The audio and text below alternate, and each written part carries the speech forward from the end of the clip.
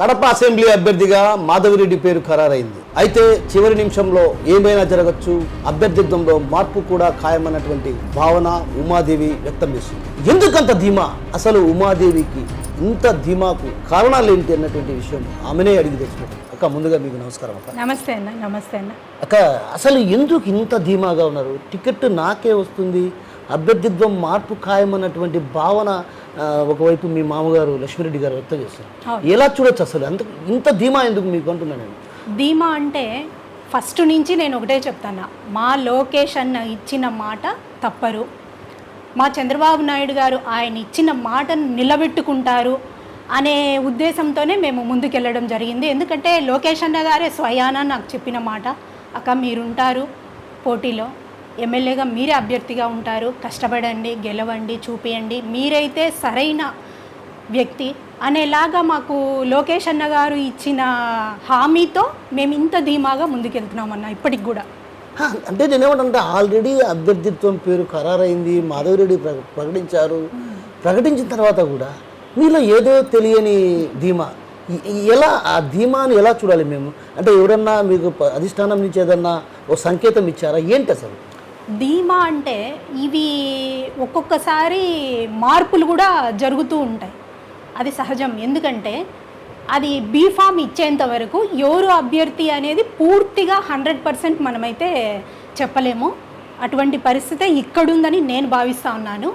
మార్పు జరుగుతుంది ఖచ్చితంగా. గెలుపు గుర్రాలకే చంద్రబాబు నాయుడు గారు ఇంపార్టెన్స్ ఇస్తారు. ఆ రేస్లో నేనుంటాను ప్రప్రథమంగా అనే ఉద్దేశంతో నేను ఇంత ధీమాగా ఉన్నానన్నా. మీ మామగారు ఇటీవల కాలంలో ఒక ఆత్మీయ సమావేశం ఏర్పాటు చేశారు. ఆ ఆత్మీయ సమావేశంలో కొందరు మహిళా నేతలు కూడా కంటతడి పెట్టుకున్నారు.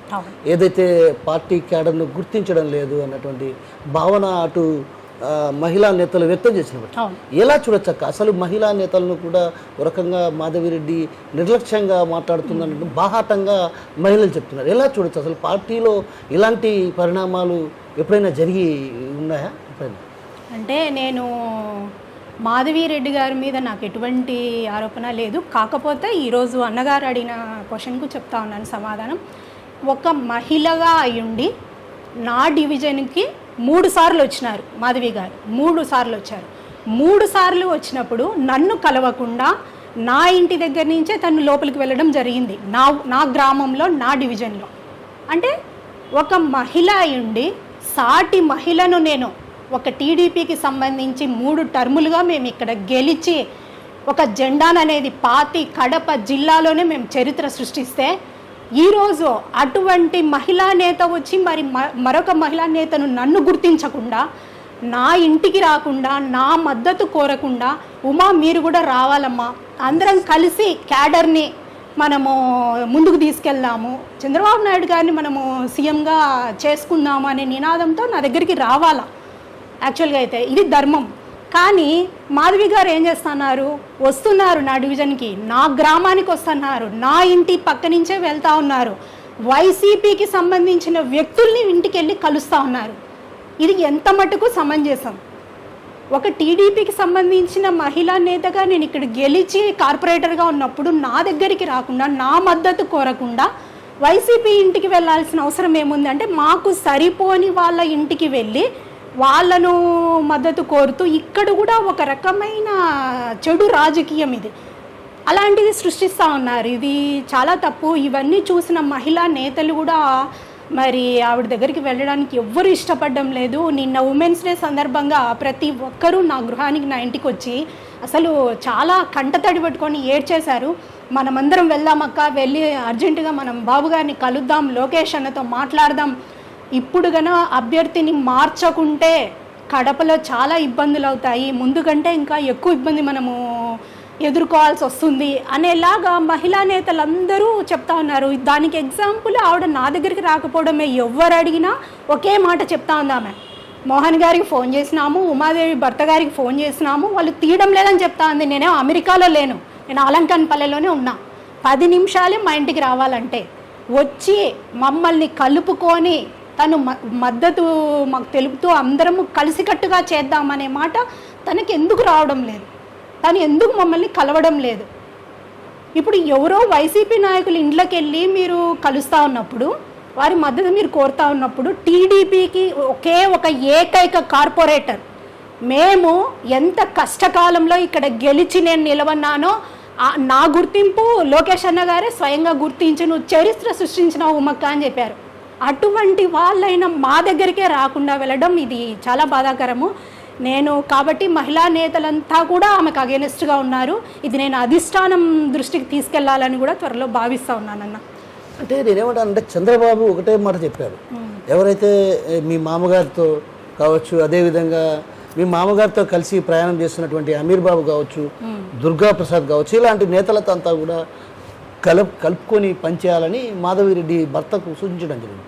అంటే అలాంటి పరిణామాలు ఎక్కడా జరగలేదా? అంటే మీ దగ్గరకు వచ్చి అసలు జరగడం లేదు. ఎందుకంటే మాధవి గారు ఒకటే, ఎంతసేపు ఒక అభ్యర్థిని అనేది ప్రకటించినప్పుడు అభ్యర్థికి ఉండాల్సిన కనీస లక్షణాలు ఏంటన్నా, అందరినీ కలుపుకొని పోవాలి. అప్పుడు క్యాడర్ అనేది ముందుకెళ్తుంది. ఇప్పుడు మీరు సొంతింట్లోనే గెలవనప్పుడు బయట ఏం గెలుస్తామన్నప్పుడు, నువ్వు మా తెలుగుదేశానికి సంబంధించిన అమీర్ బాబు గారు కానీ, మేము కానీ ప్రసాదన్ల గారు కానీ ఎవరైనా సరే మమ్మల్నే కలుపుకునే ధోరణి నీతో లేనప్పుడు నువ్వు వైసీపీ వాళ్ళతో ఎలా ఫైట్ చేస్తావు? అందరినీ కలుపుగట్టుగా ఉంటే గన వారిని ఒక నాయకత్వ లక్షణం అనేది అంటారు. అది మాధవి గారికి ముఖ్యంగా లేదు. ఎంతసేపున్నా విభేదాలు, వివాదాలు ఇలాగే చూస్తున్నాం. అసలు సరికొత్త రాజకీయం నేర్పిస్తూ ఉన్నారు మాధవి గారు కడపలో. ఎందుకంటే నేను కూడా ఒక మహిళా కార్పొరేటర్గా 10 సంవత్సరాలుగా నేను ఇక్కడ పనిచేస్తూ ఉన్నాను. ఎన్నడూ కూడా ఇటువంటి పర్సనల్గా వారి లైఫ్లోకి వెళ్ళేసి వీళ్ళను వాళ్ళు వీళ్ళను అనుకునే రాజకీయం ఇంతవరకు జరగలేదు కడపలోనే. నేను తొలిగా వింటా ఉన్నా, ఆశ్చర్యపోతా ఉన్నా, ఇటువంటి రాజకీయం కూడా చేయొచ్చా అని మాధవి గారి నుంచే మేము నేర్చుకోబోతున్నాం. ఎందుకంటే ఎంతసేపునా మేము ఒక పథకాల గురించి కానీ, నేను ఒక టీడీపీ లీడర్గా, ఒక టీడీపీ కార్పొరేటర్గా ఉన్నప్పుడు వైసీపీకి సంబంధించిన పథకాల గురించి కానీ, జగన్ గారి సంక్షేమం ఎలా ఉంది, ఆయన నవరత్నాలు ఎంతవరకు ప్రజల్లోకి వెళ్తూ ఉన్నాయి, వీటి గురించే నేను ఫైట్ చేయడం జరిగింది. అటు అంజద్ బాషా గారు కావచ్చు, సురేష్ అన్న గారు కావచ్చు, వైసీపీకి సంబంధించిన 49 కార్పొరేటర్లు కావచ్చు, నేను వారితో ఫైట్ చేస్తూ ఉన్నా. అయితే మాధవి గారు ఏం చేస్తున్నారంటే సంక్షేమం అనే ఊసే లేదు. కడపలో ఎంతసేపున్నా అంజద్ బాషా గారిని తిడదామా, వాళ్ళ తమ్ముడు గారితో తిరగడం, మళ్ళీ తను తిరుచుకోవడం, మళ్ళీ ఒక రకమైన ఏడ్చి ఒక అంటే సింపతి ఓట్ల కోసము తను ఏదో ప్రయత్నిస్తుందని, ఇది నా నా నా ఆలోచన కాదు, ప్రజలు నాతో అంటున్న మాట నేను అంటా ఉన్నాను. ఇది నేను పర్సనల్గా అయితే మాధవి గారి గురించి అనే మాటలు కాదు. అలాంటి రాజకీయం ఆమె ఇప్పుడు తలెత్తినట్టు చేశారనమాట కడపలో. ఇది ఎంత మటుకు సమంజసం? మనం ఎంతసేపు ఉన్న ప్రజల్లోకి వెళ్ళి రేపొద్దున మన చంద్రబాబు నాయుడు గారి నాయకత్వంలో వచ్చిన ప్రభుత్వం ఎటువంటి సంక్షేమం ఉంటుంది, ఇప్పుడు జగన్ గారి ప్రభుత్వంలో ప్రజలకు ఎటువంటి నవరత్నాలు అందడం లేదు అనే పాయింట్ మీద మనము రాజకీయ పరంగా ముందుకెళ్ళాలి. కానీ ప్రజల్లో ఈమె పర్సనల్గా తనే ఒక మాట ఉంటుంది అన్న తర్వాత దానికి కౌంటర్గా అవతల వ్యక్తి ఎవరు ఊరుకోరు, ఖచ్చితంగా ఏదో ఒకటి వాళ్ళు కూడా అనాల్సి వస్తుంది, కౌంటర్ ఇవ్వాలి కాబట్టి చెప్పుకుంటారు సమాధానం. ఆ మాట అన్న వెంటనే నేను మహిళా నేతను, నన్ను కించపరిచేలాగా అసభ్యంగా అన్నారని చెప్పేసి మళ్ళీ తనే మాట్లాడుతుంది, తనే ఏడుస్తుంది, తనే క్యాడర్ పైన కోప్పడుతుంది, తనే అసహనం వ్యక్తం చేస్తుంది. ఇవన్నీ చూస్తూ ఉంటే ఇది సరికొత్త కోణంలో ఉన్న రాజకీయం. ఇది చాలా బ్యాడ్ అన్న. ఇది ఇటువంటి రాజకీయం ఉంటే తనేదో గెలిచిపోయి సింపతి ఓట్లు ఏదో సంపాదించుకొని ఏదో చేయాలని చూస్తూ ఉంది, కానీ ఇది ఎప్పటికీ జరగదన్న. అంటే నేనేమంటానంటే ఆమె సింపతి ఓట్లు, ఎస్ మీరు అనేది కరెక్ట్, ఎగ్జాక్ట్లీ కరెక్ట్. నేనేమంటున్నానంటే మీ ఏదైతే మీరు సింపతి ఓట్ల కోసం ఆమె చేస్తున్న ప్రయత్నంలో ఇటీవల కాలంలో ఏదైతే ఒక సభలో నిండు సభలో ఆమె అన్న మాటలు కంటతడి పెట్టింది. కంటతడి పెడుతూ కూడా రామచంద్రయ్య అంకుల్ నాకు సపోర్ట్ చేశారు, మిగతా ఉన్నటువంటి పార్టీ క్యాడర్లు ఎవరైతే ఉన్నారో నగర అధ్యక్షుడు సానపురెడ్డి శివకొండారెడ్డి కావచ్చు, అదేవిధంగా మహిళా నేత, అంటే నేనేమంటానంటే ఆ పార్టీ క్యాడర్ను కూడా సభాముఖంగా కొంత సీరియస్గా అంటే ఎలా చూడాలి అంటే నేనేమంటానంటే మీరు ఒక మాట అన్నారు, కలుపుకొని పోవాలి అందరినీ, పార్టీ క్యాడర్ అన్నాక తప్పులు జరుగుతుంటాయి, సాధారణంగా బ్యాలెన్స్ చేసుకొని పోవాలని మీరు అంటున్నమాట. కానీ ఆమె నిండు సభలో అటు నగరాధ్యక్షుని తిట్టింది, నగర మహిళా అధ్యక్షురాలని తిట్టడాన్ని ఎలా చూడొచ్చు అంటారు? ఎంతసేపున్న మాధవి రెడ్డి గారు ఒకటే చేస్తూ ఉన్నారు, పార్టీకి సంబంధించిన సంక్షేమము మన కడప జిల్లాలో ప్రజలకు ఏమి కావాలా, ఇంకా ఏమి జరగాల అభివృద్ధి అనే విషయంలో, అనే కోణంలో ఆమె వెళ్ళడం లేదు. 24 అవర్స్ అంజద్ బాషా గారిని తిట్టడం, 24 అవర్స్ అంజద్ బాషా గారి తమ్ముడు గారిని ఏదో ఒక ఆరోపణలు చేయడం. ఇప్పుడు ఒక వ్యక్తిని నువ్వు మహిళా నేతగా ఉన్నప్పుడు ఎంత గౌరవంగా నువ్వు రాజకీయం గురించి చర్చించండి. నేను కూడా 10 సంవత్సరాలుగా మహిళా నేతగా ఉన్నా. ఒక్కరోజు కూడా ఇంతవరకు నేను ప్రతి ఒక్క విషయంలో వాళ్ళను ఖండిస్తూనే ఉన్నా, తీవ్రమైన విమర్శలు చేస్తూనే ఉన్నా. కానీ వాళ్ళ పర్సనల్ జోలికి వెళ్ళడం లేదు. కాబట్టి వారు కూడా అదే గౌరవంతో ఒక పార్టీకి సంబంధించి నన్ను కూడా విమర్శలు చేస్తున్నారే తప్పిస్తే వేరే కోణంలో అనడం లేదు. మిమ్మల్ని అంటున్నారు అంటే మీ సభ్యత సంస్కారాన్ని బట్టి అవతల వ్యక్తి కూడా ప్రవర్తన ఉంటుంది. దానికి నువ్వు రివర్స్లో మళ్ళీ ఏదో అసహనం వ్యక్తం చేసి నీతో పాటు ఉన్న నీ టీడీపీకి సంబంధించిన వ్యక్తుల మీదే మీరు విరుచుకుపడుతున్నారు అంటే అక్కడే మనకు అర్థమవుతా ఉంది ఆమె ఎంత ఇబ్బంది పడతా ఉందో. రేపు మనకు ఎంత ఇబ్బంది అవుతుంది ఎలక్షన్లో అనేలాగా ఒక భయంతో కూడిన మాటలు అనేది వినిపిస్తున్నాయి మాధవిరెడ్డి నుంచి అనేసి స్పష్టంగా మనకు తెలుస్తూ ఉందన్న. అంటే నేనేమంటానంటే పార్టీ క్యాడర్లో ఓ రకంగా అయోమయ పరిస్థితి ఉంది. గతంలో ఏదైతే శ్రీనివాసులు రెడ్డి ఈ మీద కొంత అపవాదు ఉన్నటువంటి పరిస్థితి, ఆ క్రమంలో కొంతమంది క్యాడర్ కూడా దూరమైనారు. ఏదైతే చంద్రబాబు సమక్షంలో కొట్టినటువంటి సుబ్బయ్య కావచ్చు, అదేవిధంగా ఎస్సీల పైన కేసులు పెట్టారు. ఏదైతే అక్కడ మన అశోక్ నగర్ అనుకుంటా అతని పేరు ఏదో పేరుంది, అక్కడ ఎస్సీలపై కేసులు పెట్టాడు. అదేవిధంగా కొంత బలిజ సామాజిక వర్గాన్ని దూరం చేశాడు. ఇలాంటి పరిణామాల నేపథ్యంలో రకంగా నమ్మకం సన్నగిల్లింది అన్నటువంటి భావన కనిపిస్తుంది. అంటే మీకు ఎప్పుడన్నా ఇలాంటి భావన ఎవరైనా మీతో పంచుకున్న సందర్భాలు ఏమైనా ఉన్నాయా? పంచుకోవడం ఎందుకు, డైరెక్ట్గానే మనకు అర్థమవుతుంది కదా. ఇప్పుడు ఒక మైనారిటీ వ్యక్తి అమీర్ బాబు గారిని కూడా కలుపుకోకుండా క్యాడర్లో మీరంతకు మీరు అంటే ఆయనకు ఓట్లే లేవంటున్నారు కదా. అంటే ఎక్కడి నుంచో హైదరాబాద్ నుంచి అన్నమయ్య జిల్లా నుంచి వచ్చిన వాసన్న గారికి ఓట్లు ఉన్నాయంటారా? ఇక్కడ లోకల్లో ఉన్న అమీర్ బాబు అన్న గారికే ఓట్లు లేవు. లోకల్లో ఉన్న మాకు, మా మామగారు లక్ష్మీరెడ్డి గారికి మాకు ఓట్లు లేవు. దుర్గాప్రసాద్ అన్న గారికి ఇక్కడ బలిజ సామాజిక వర్గం ఓట్లు లేవు. అంటే కేవలం మాకెవ్వరికి ఓట్ బ్యాంకు లేదు, మాకు క్యాడర్ లేదు. ఓన్లీ వాసు గారికి మాత్రమే క్యాడర్ ఉందని మీరు చెప్తున్నారా? అది ఎలా అనుకోవాలి? వాళ్ళు హైదరాబాద్, ఇప్పుడు వాసన్న ఎక్కడుంటారు, వారి సంసారం ఎక్కడుంది? ఒకటే నేను స్ట్రైట్గా అడుగుతా ఉన్నా. వాళ్ళు హైదరాబాద్లో వారు ఉన్నారు. అక్కడి నుంచి ఏదన్నా ఒక కార్యక్రమం జరిగినప్పుడు నెలకో 2 నెలలకో ఒక్కసారి వాసన్న గారు అప్పట్లో స్వయాన మోహన్ గారి కంటే మా భర్త గారికి ఫోన్ చేసి ఇక్కడ ఏదన్నా అవసరమైనవి అన్నీ అరేంజ్ చేయి మోహన్, నేను వస్తున్నా అని చెప్పేసి ఫ్లైట్ దిగేసి వస్తారు. ఇక్కడ అన్ని మోహన్ గారు అరేంజ్ చేసి కష్టపడి ఆయన క్యాడర్ని కూడగట్టి ఆయన సొంత ఖర్చుతో ఆయన కష్టపడి ఒక ప్రోగ్రామ్ అనేది ఏర్పాటు చేస్తే టీడీపీకి సంబంధించింది వస్తారు. వాసన్న ఒక 10 నిమిషాలు, ఒక గంట ఉంటారు. ఆ రిబ్బన్ కటింగ్ ఓపెనింగ్లో ఇంకోటో మరి ఎన్టీఆర్ గారికి పూలమాలలో ఏదో ఒకటి వేస్తారు. మళ్ళీ మధ్యాహ్నం టైంకి అదే ఫ్లైట్లో ఆయన హైదరాబాద్ పోయి వాళ్ళ వ్యాపారం వాళ్ళు చూసుకుంటారు. ఇది వాసన్న గారి పరిస్థితి. మా టీడీపీ కార్యకర్త కాబట్టి మేము చెప్పుకోవడం లేదు, ఈరోజు పబ్లిక్గా నేను చెప్పాల్సి వస్తుంది కాబట్టి చెప్తా ఉన్నా. అటువంటి వారు ఇక్కడికి వచ్చి ఈరోజు నేను ఒక అభ్యర్థిని అని ప్రకటించుకొని ఇలా మేము 24 అవర్స్ లోకల్లో ఉన్నాం. మేము ఇదే గ్రామంలో ఉన్నా, నేను అందుబాటులో ఉంటా, నా కుటుంబం మొత్తం ప్రజల సర్వీస్లోనే ఉంది. 24 అవర్స్ మేము ప్రజల్లోనే ఉన్నాం.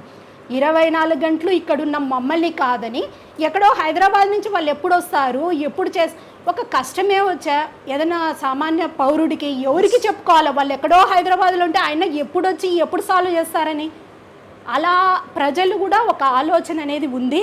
అందులోనూ ఆయన ఎంతసేపు ఉన్న ఎస్టీలను కించపరచడము, ఒక మైనార్టీలను కించపరచడము, వారి మీద కేసులు బనాయించి వాళ్ళని ఇబ్బంది పాలు చేయడం, ఇవన్నీ కూడా గతంలో వాసన్న గారు చేయడం జరిగింది. దానివల్ల ఆయనకు చాలా బ్యాడ్ నేమ్ వచ్చి 2 టర్మ్లు మరి ఆయన ఎంపీగా ఓడిపోవడానికి కూడా కారణాలు మెయిన్ ఇవి కూడా ఉన్నాయి. అంతేకాకుండా ఆయన ఒకటే ఆలోచన చేయాలా, పెద్ద ఆయన గౌరవనీయులు లక్ష్మీరెడ్డి గారిని కలుపుకోవాలా. క్యాడర్ అనేది ఇంపార్టెంట్. ఎందుకంటే ఇప్పుడు అందరూ 10 చేతులు కలిస్తేనన్నా ఒక విజయము, ఒక గెలుపు అనేది ఉంటుంది. ఒకరమే రాజకీయంలో ఒంటరిగా ఏది సాధించలేం. వారు ఏమనుకుంటున్నారు, మా దగ్గర ఎక్సెస్గా అంటే ఉండేదానికంటే ఎక్కువ మనీ ఉంది, నాకు ఇబ్బంది లేదు, నేను డబ్బుతోనే అన్నీ చేయగలను అనే ధోరణిలో మాధవి గారు ఉన్నారు. ఇది 100% తప్పు. ఆ ఆలోచన పక్కన పెడితే కానీ వారికి మేలు జరగదనేది నా ఉద్దేశం.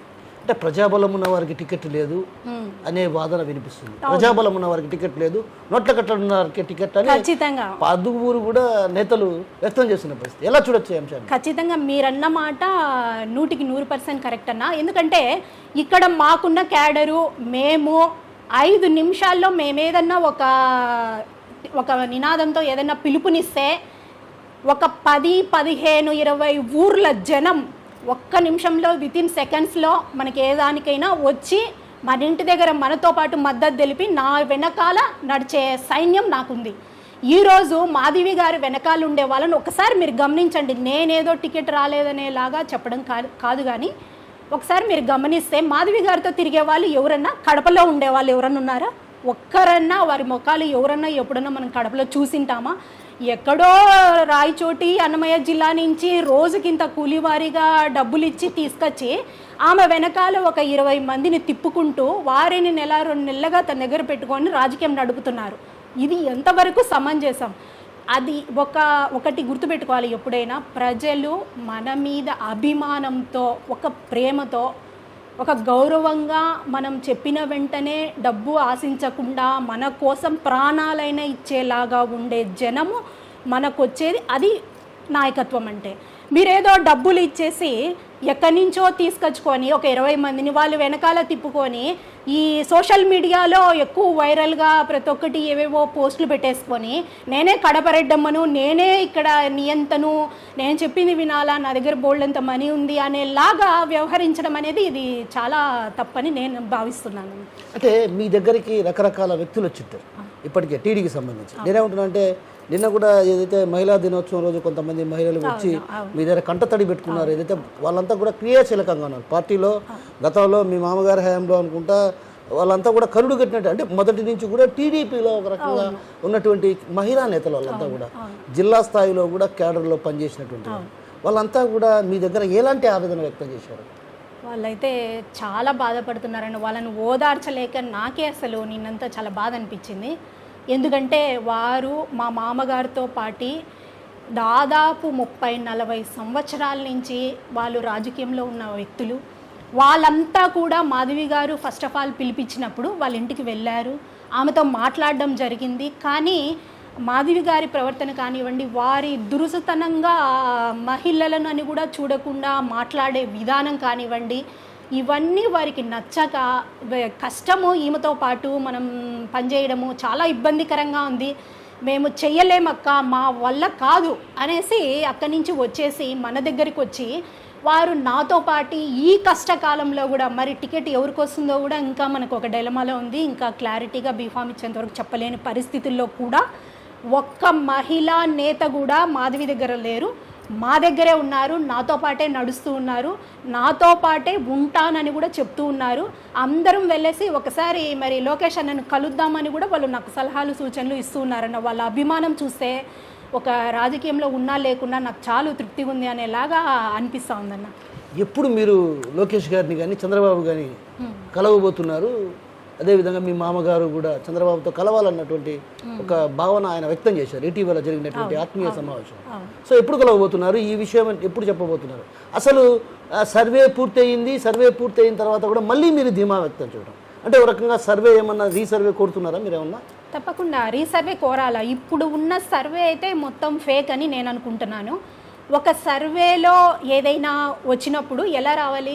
మరి ఉమా గారు అయితే ఓకేనా, మాధవి గారు అయితే సరేనా, లేకుంటే మైనారిటీ వ్యక్తి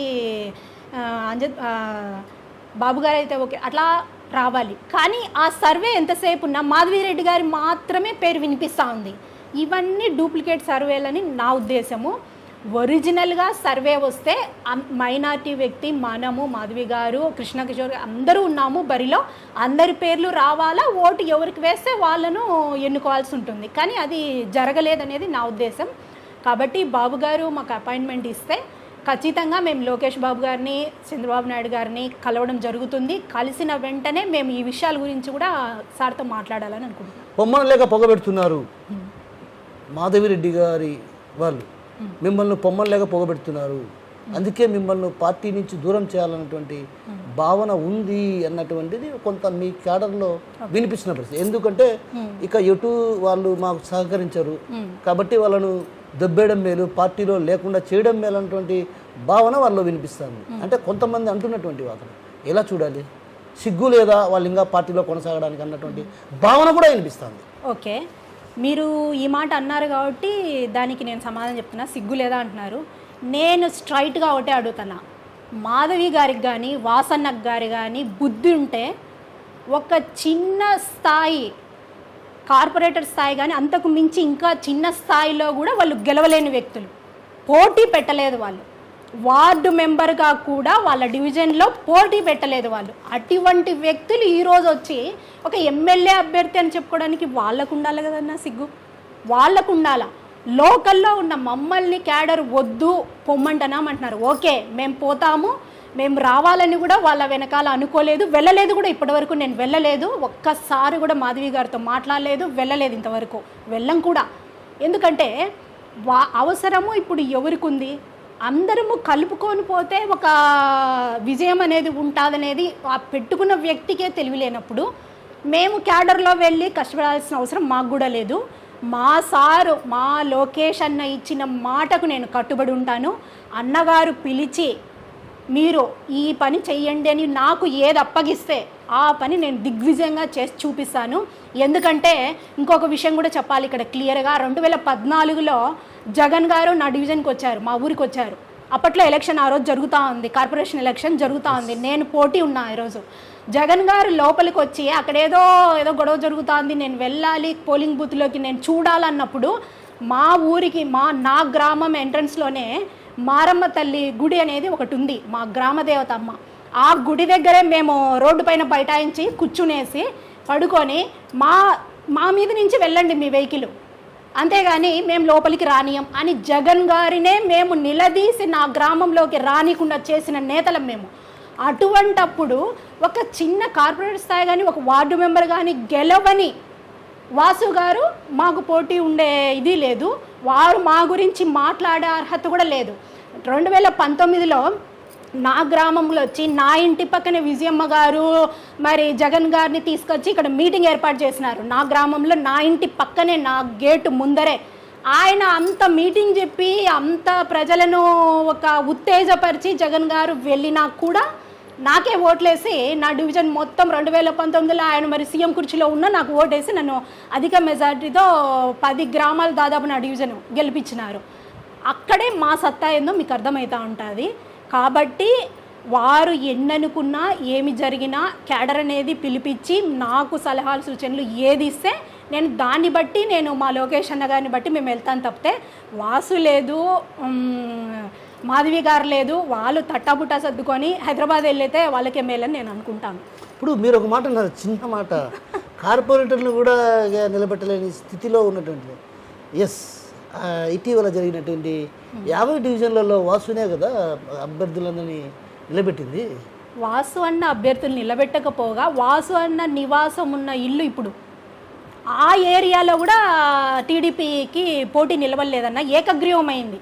వైసీపీ వాళ్ళు ఏకగ్రీవం చేసుకున్నారంటే మనము ఫస్ట్ నిలబడాలా, ఫైట్ చేయాలా, గెలుస్తామా ఓడుతామా అంతే కదా, గెలుస్తామో ఓడుతామో పక్కన పెడితే పోటీ కూడా పెట్టలేదు వాళ్ళ డివిజన్. ఖచ్చితంగా ఇప్పుడు ఒక టీడీపీ వ్యక్తులు మైండి మా దగ్గరే వాళ్ళకి చెల్లుబాటు కాకుంటే వైసీపీ వాళ్ళ దగ్గర వెళ్ళి వాళ్ళు ఎలా కలుపుకోగలుగుతారు, వైసీపీ మద్దతు ఆమెకు ఏ రకంగా దొరుకుతుంది అనేది ఒకసారి మీరు ఆలోచన చేయాలి. ఇప్పుడు ఇంటా గెలిచదు రచ్చా గెలిచదు కానీ ఒకటి, ఇప్పుడు వైసీపీ కార్పొరేట్లు 20 మంది వస్తారు, 40 మంది వస్తారు, నా వెనకాల ఉన్నారు, నాకు చేస్తారు, నేను కండువా గప్పబోతున్నానని చెప్పుకుంటున్నారు. మొన్న కూడా ఒక మీటింగ్ పెట్టి చెప్పారు, వీడియోలు వచ్చాయి మాకు కూడా.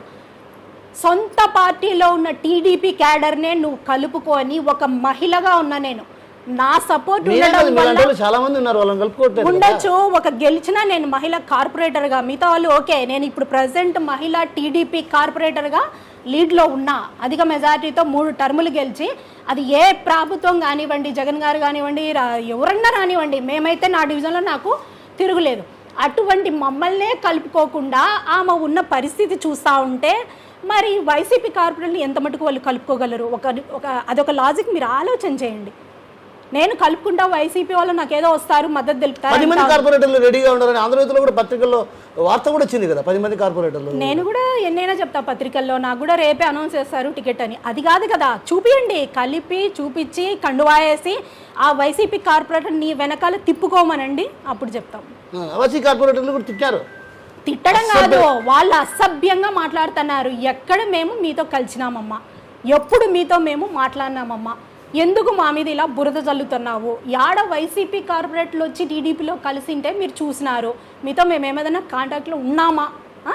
లేము కదా. ఎందుకు ఇలాంటి అసత్య ప్రచారాలు, ఒక విషపూరితమైన వాతావరణంతో కూడిన రాజకీయము నువ్వు చెయ్యకు తల్లి, చేసినావంటే నిన్ను అని, అది ఆ లాంగ్వేజ్ నాకు రాదు, మాధవి గారికే చెల్లుతుంది, ఆ లాంగ్వేజ్లో వాళ్ళు తిడతా ఉన్నారు. అక్క ఇప్పటికి కూడా మీకు ఓ రకమైన ధీమా ఏంది? అసలు నాకు ఇప్పటికీ అంత చిక్కని సమస్య ఒకటే ఉంటుంది. ఒకవైపు ఆమెమో పెద్ద ఎత్తున ప్రచారంలోకి దూసుకెళ్తుంది, ఆమె ఒకవైపు ప్రజలు ఉన్నారా లేదా అనేది పక్కనేస్తే, కానీ మీకు ఇప్పటికి కూడా ఎందుకు అంటే మీకు లోకేష్ ఏమైనా ఫోన్ చేసి చెప్పాడా నీకు టికెట్ కన్ఫామ్ అని? అన్న చెప్తే నేను పబ్లిక్గానే చెప్తాను, దాంట్లో ఏముంది, చెప్తారు అనే ధీమాతోనే నేను నా కుటుంబ సభ్యులం ఎదురు చూస్తూ ఉన్నాము. ఆమె దూసుకెళ్తా ఉంది అని మీరంటున్నారు, కానీ ఇక్కడ లోపల జరిగే విషయం వేరే ఉంది. ఎక్కడికి వెళ్ళినా వివాదం, ఎక్కడికి వెళ్ళినా సమస్య మూటగట్టుకొని వెనకాలే తెచ్చుకుంటా ఉంది. ఒక నేతగా మనము ఎక్కడికి వెళ్ళినా వాళ్ళు ప్రజల నీరాజనాలతో, వాళ్ళ మద్దతుతో మనం రాజకీయం చేయాలే కానీ వివాదాస్పదమైన లాగా రాజకీయం అనేది ఇది చాలా తప్పు. ఎందుకంటే ఎక్కడికి వెళ్ళినా ఏదో ఒక గొడవ పడ్డము, ఏదో ఒక మాట గబుక్కున మాట్లాడేసేయడము, అవతల వాళ్ళు ఏదైనా మాట్లాడినప్పుడు దానికి మళ్ళీ ఏడవడము, దాని మళ్ళీ కేసుల వరకు, స్టేషన్ల వరకు వెళ్ళడము, ఏదో ఒక రూమర్ ఏదో ఒకటి చేసి మొత్తానికి ఈ క్యాడర్ని అనేది దెబ్బతీస్తుంది. మేము ఒకటే చెప్తా అన్నా, మాకు లోకేష్ అన్న గారు ఎప్పుడైతే మద్దతు ఇచ్చినారో ఆ రోజే మేము 50 డివిజన్లు కలియదిరిగి ప్రతి ఒక్క పౌరుడి మద్దతు కూడగలుపుకొని ఒక మంచి వాతావరణంలో ఖచ్చితంగా గెలిచేలాగా క్రియేట్ చేసుకొని నేను ఒక రకంగా మంచిగా ముందుకెళ్ళాం. ఈరోజు మాధవి గారు వచ్చి దాన్ని మొత్తం సర్వనాశనం చేసి అటు ఎస్సీ ఎస్టీల్లో చెడ్డైపోయింది, మైనార్టీల వాళ్ళను తిడుతుంది, అటు ప్రతి బల్జ వాళ్ళను ఎట్లంటే అట్లా మాట్లాడేసి ఇటు మమ్మల్ని దూరం చేసుకొని క్యాడర్ని ఒక అయోమయ పరిస్థితుల్లో నెట్టేసినారు. ఇది గెలిచేదాన్ని కూడా ఓడే వరకు తీసుకెళ్లే సంస్కారంలో మారిపోయినారు మాధవి గారు. అంటే వివాదాస్పదమైన వ్యక్తి అనే చెప్పుకోవాలి ఒక రకంగా. అంటే మీరు చిన్న మాట అన్నారు బలిజ సామాజిక వర్గం. ఎస్, దాంట్లో ఒక చిన్న క్వశ్చన్ మిమ్మల్ని అడుగుతా, స్ట్రైట్ క్వశ్చన్, స్ట్రైట్ ఆన్సర్. నేనేమంటానంటే మైనారిటీ వర్గాలు ఏ స్థాయిలో ఉన్నారో ఇంచుమించు మైనారిటీ వర్గాన్ని క్రాస్ చేసి ఉన్నారు. మైనారిటీ వర్గాలు 60,000 ఓట్లు ఉంటే 60,000 ఓట్లకు మించి బలిజ సామాజిక వర్గం ఓట్లు ఉన్నాయనేది ఇప్పుడున్నటువంటి లెక్కల ప్రకారం తెలుస్తుంటుంది. సో నేను ఏమంటాను అంటే బలిజ సామాజిక వర్గం నమ్మడం లేదు మాధవిరెడ్డి గారిని అని మీరు అంటున్నారు. ఎందుకు నమ్మటం లేదు బలిజ సామాజిక వర్గం మీకు తెలిసినంతవరకు? ఏ సామాజిక వర్గమైనా మాధవి గారిని ఎందుకు నమ్మాలా?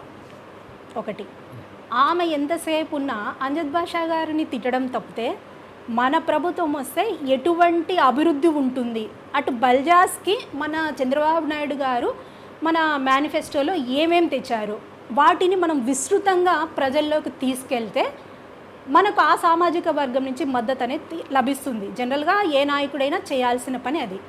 ఒక మైనారిటీ ముస్లిమ్స్ దగ్గరికి వెళ్ళి ఆడవారికి ఇప్పుడున్న ఇబ్బందులు, వాళ్ళ కష్టాలు, వాళ్ళ కన్నీళ్ళు, వాళ్ళు బిడ్డలు సాగుకోలేక వాళ్ళు ఉన్న పరిస్థితిని మనం దృష్టిలో పెట్టుకోండి. సు గారు ఏం చేసింటే ఈరోజు ఓట్లు వేయాలో చెప్పండి. ఆయన వెనకాడితే తిప్పి పెడితే 10 మంది 20 మంది కూడా లేరు. వాళ్ళు కూడా ఎక్కడో అన్నమయ్య జిల్లా నుంచి వచ్చిన వాళ్ళు, ఎక్కడోళ్ళు ఎక్కడికి వచ్చి రాజకీయం నేను చేశాను, నేనే కింగును, నేనే రెడ్డమ్మనంటే ఇక్కడ ప్రజలు అంత అమాయకంగా లేరు.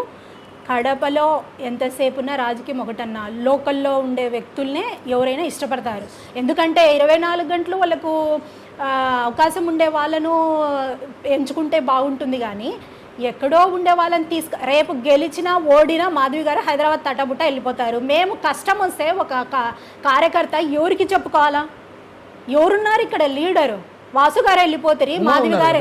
ఉమా ఉన్నాను కాబట్టి నాకు ఇవ్వండి, నేను గెలుస్తాను, నేను ప్రజలకు న్యాయం చేస్తాను అని చెప్తాను.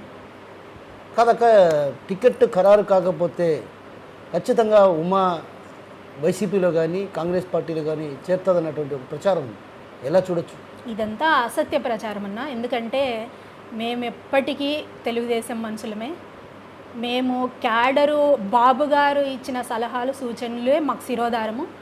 లోకేష్ అన్న గారు మాకు ఏది ఆజ్ఞ చేస్తే నేను దాన్ని 100% నేను ఫాలో అవుతాను. ఇవన్నీ సత్యాలు కావు, నమ్మద్దు దయచేసి. నేనైతే తెలుగుదేశంలోనే కొనసాగుతా. నా సర్వీస్ మొత్తం పార్టీకే ఉంటుంది. మిమ్మల్ని కలుపుకొనే పోలేకున్నారు వాళ్ళు, మీరు పార్టీలు ఎట్లా కొనసాగుతారు నాకు అర్థం కావట్లే. కలుపుకొని పోలేకునే మహా అయితే మాధవిరెడ్డి గారు ఈ 2 నెలల్లో ఉంటారు, తర్వాత హైదరాబాద్ పోతారు. ఎటు మళ్ళీ మేమే కదా ప్రజలను చూసుకోవాలా కడపలో. అంటే గట్టి ధీమాతో ఉండరు మీరు? ఖచ్చితంగా అన్న. ఇప్పుడు వాళ్ళే కాదు, నేను కూడా గడప గడప ప్రోగ్రామ్ చేసినాము. మేము కూడా డోర్ టు డోర్ 50 డివిజన్లు క్యాంపెయిన్ చేయడం జరిగింది. ఈ 4-5 రోజులుగా కొంచెం గ్యాప్ ఇచ్చినాం, కానీ మేము కూడా వెళ్తూ ఉన్నాం. మా క్యాడర్ మాకుంది, మేము చేస్తూ ఉన్నాం. ఎక్కడ పోయినా ఒకే నినాదం, ఒకటే మాట, లక్ష్మిరెడ్డయ్య అయ్యా వాళ్ళ కుటుంబం, మా ఉమ్మమ్మ, మా కార్పొరేటర్, ఒక మహిళా నేత అంటే ఇలా ఉండాలి తల్లి. మీరైతే సూటబుల్, ఖచ్చితంగా మీరైతే న్యాయం చేస్తారు. మోహన్ అన్న సారథ్యంలోనే తెలుగుదేశం పార్టీ పతాక స్థాయికి తీసుకొచ్చిన వ్యక్తి మోహన్ రెడ్డి. ఈరోజు మా భర్త గారు చేసిన సర్వీస్ అనేది ప్రజలంతా గుర్తుపెట్టుకున్నారు.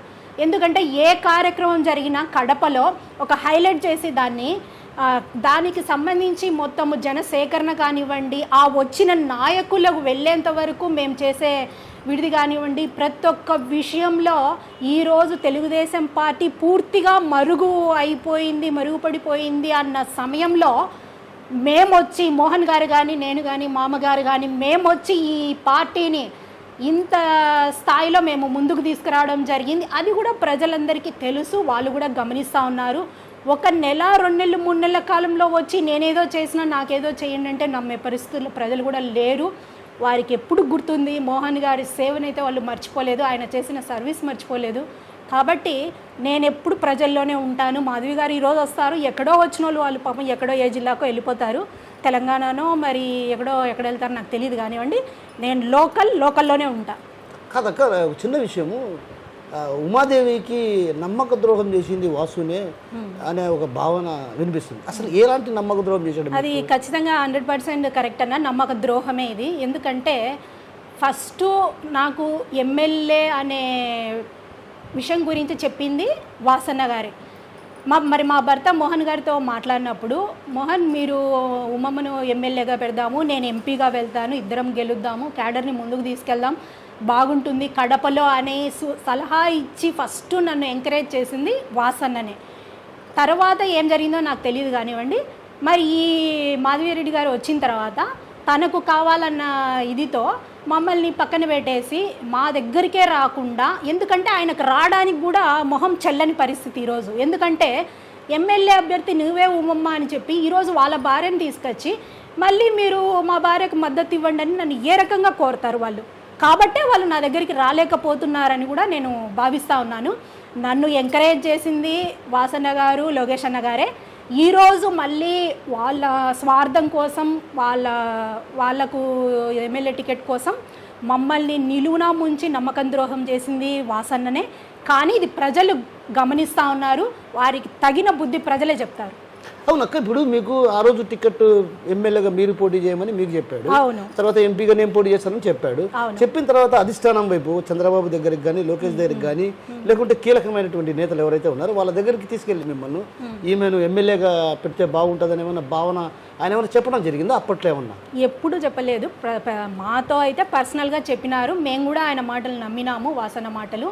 కానీ నా క్యాడరు నా శక్తి సామర్థ్యాలను గుర్తించి స్వయాన లోకేష్ అన్న గారే నన్ను పిలిపించి హైదరాబాదుకు వారి నివాసంలో గంటన్నర సేపు నాతో, మా మామగారితో, ముఖ్యంగా మోహన్ గారితో మాట్లాడి, అక్క అయితే బాగుంటుంది, అక్కని ఎమ్మెల్యేగా చేసుకుందామన్నా, మీకు ఏమైనా అభ్యంతరమా, మీ ఇంట్లో లేడీస్ వస్తే అని కూడా అడగడం జరిగింది.